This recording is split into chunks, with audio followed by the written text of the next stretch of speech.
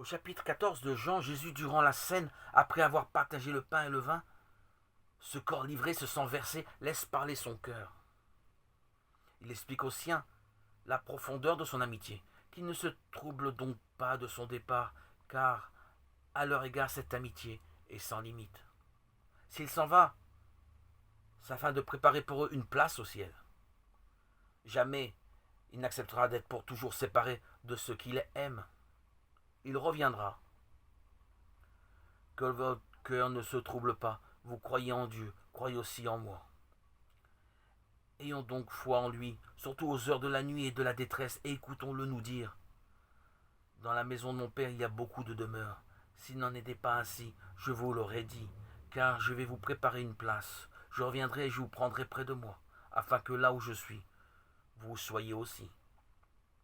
Il y a Thomas qui lui demande de le suivre. Jésus répond simplement. Je suis la voie et la vérité et la vie. Personne ne vient au Père si ce n'est par moi. Jésus est ce chemin qui nous conduit à la vérité et à la vie. Ces deux choses qui tiennent le plus au cœur de tout homme et que l'on ne trouve qu'auprès du Père. Beaucoup avant lui ont découvert un chemin vers Dieu, mais lui seul nous conduit à Dieu, qui est Père. Au cri de Philippe, Seigneur, montre-nous le Père, et cela nous suffit. Jésus nous révèle son identité profonde. Pour lui, le voile ténu du Fils de l'homme nous sépare à peine du Père. Il se cache derrière la pauvreté de la matière. Ici le corps du Seigneur, là un peu de farine. Mais ces paroles et les œuvres brûlantes qui nous bouleversent viennent directement du Père. Philippe, ne crois-tu pas que je suis en le Père et que le Père est en moi? Les paroles que je vous dis, je ne les profère pas de moi-même. Le Père demeurant en moi accomplit ses œuvres.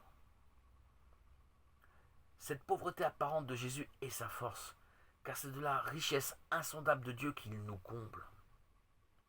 Son amitié va plus loin. Il nous révèle que tout ce que nous demanderons en son nom, il le fera. Et même des œuvres plus grandes que les siennes, nous les réaliserons. Dans nos vies, pleines de tracas au sujet des nôtres, de leur avenir spirituel, de leur éloignement de Dieu, Jésus nous arme de sa toute-puissance auprès du Père. Il nous suffit de croire en lui. Le Père ne refusera rien des prières faites au nom du bien-aimé. Il nous confondra avec lui dans son amour et pour le glorifier, nous exaucera. Alors, aussi bien pour nos morts dont nous sommes inquiets que pour tous ces fils, neveux, amis que nous aimons, et si loin de Dieu, présentons notre requête au nom de Jésus. Comptons sur son amitié. En vérité, je vous le dis, celui qui croit en moi fera lui aussi les œuvres que je fais, et en fera de plus grandes. Car je m'en vais vers mon Père, et quoi que vous me demandiez en mon nom, je le ferai, afin que le Père soit glorifié dans le Fils. Si vous me demandez quelque chose en mon nom, je le ferai. Il suffit d'aimer Jésus, que vous aimez tant, dont vous gardez avec courage tous les commandements pris pour que vous receviez cet esprit de vérité, son esprit qui vous permettra de parler avec intelligence à ceux que vous aimez, vos enfants en particulier. Oui, il suffit d'aimer. Si vous m'aimez, vous garderez mes commandements et je prierai le Père et il vous donnera un autre défenseur, afin qu'il soit avec vous à jamais. L'esprit des vérités que le monde ne peut recevoir parce qu'il ne le voit et ne le connaît pas. Vous le connaissez parce qu'il demeure chez vous et qu'il est en vous.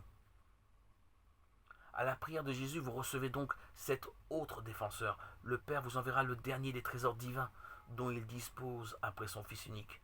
Leur esprit d'amour et de vérité, dont sans repentance, promis à jamais. Mais souvenons-nous, pour Jésus, il n'y a qu'une preuve de cette amitié dont nous prétendons lui porter. Cela seul l'aime qui observe ses commandements. Ces commandements ne sont pas si nombreux. Les béatitudes les résument, bien accomplies. Elles remplissent une vie. Mais Jésus répond, lui, sans aucune ambiguïté. Il vient à ceux qu'il aime et garde sa parole. Ceux-là sont pris dans l'immense amour de la Trinité qui vient habiter dans leur cœur. Si quelqu'un m'aime, il gardera ma parole. Et mon Père l'aimera. Et nous reviendrons à lui. Et nous ferons notre demeure chez lui. Jésus ne peut donc se faire à l'idée de nous quitter. il trouvera le moyen de s'unir encore aux siens, et mieux qu'avant. Amour humain, amour divin, voici la trame de cette amitié offerte par Jésus. Qui pourrait trouver des mots plus tendres? Ne dirait-on pas ceux d'une mère? Je ne vous laisserai pas orphelin, je reviens à vous. Et en même temps, qui pourrait trouver des mots plus forts, plus audacieux, si ce n'est un Dieu? Car il nous fait entrer dans le mystère de Dieu et de sa vie. Jésus est si proche de ceux qui vivent de sa vie. Cela voit Jésus dans les événements quotidiens. Cela comprennent aussi, avec le cœur, cette union extraordinaire de vie qui existe entre le Père et le Fils et ceux qui les aiment. Encore un peu et le monde ne me voit plus. Mais vous me voyez, car je vis et vous-même vivez. En ce jour-là, vous connaîtrez que je suis en mon Père, vous en moi et moi en vous. Jean 14, verset 19-20. Oui, quel insondable mystère d'amour nous laisse entrevoir Jésus à l'égard de celui qui l'aimera. Il sera pris dans le grand torrent trinitaire. Il sera aimé du Père de ce même amour violent dont celui-ci aime son Fils, et Jésus se manifestera pleinement à lui. Celui qui m'aime sera aimé de mon Père, et je l'aimerai, et je me manifesterai à lui. L'apôtre Jude lui pose alors une question très intéressante pour notre vie spirituelle. Seigneur, qu'est-il donc advenu pour que tu doives te manifester à nous et non pas au monde? À travers cette question, on voit poindre la déception de Jude. Si Jésus ne se manifeste pas au monde, le beau rêve du royaume terrestre s'écroule. Comme pour Jude, notre vie spirituelle est bien ambiguë. Dépassant cette intimité fantastique, allant encore plus loin devant la tristesse de ses amis et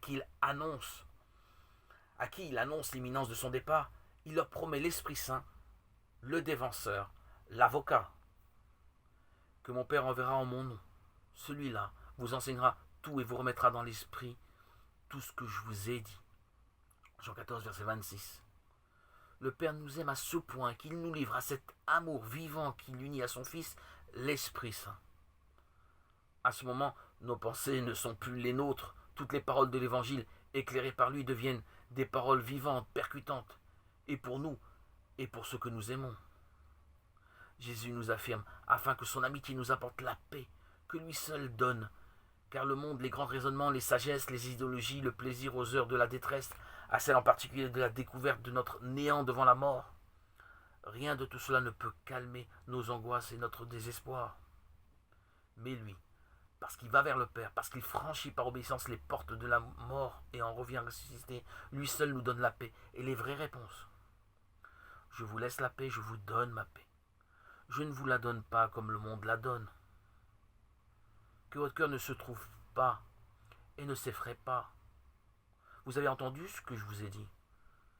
Je m'en vais et je reviens à vous. Si vous m'aimiez, vous vous réjouirez parce que je vais au Père, car le Père est plus grand que moi. Et maintenant, je vous ai averti, avant que cela n'arrive, avant que lorsque cela sera arrivé, vous croyez. Je ne m'entretiendrai plus guère avec vous, car le prince du monde vient. Et il n'a rien en moi, mais il faut que le monde reconnaisse que j'aime le Père et que j'agis conformément à l'ordre que m'a donné le Père. Levez-vous, partons d'ici. Jean 14, versets 27 à 31.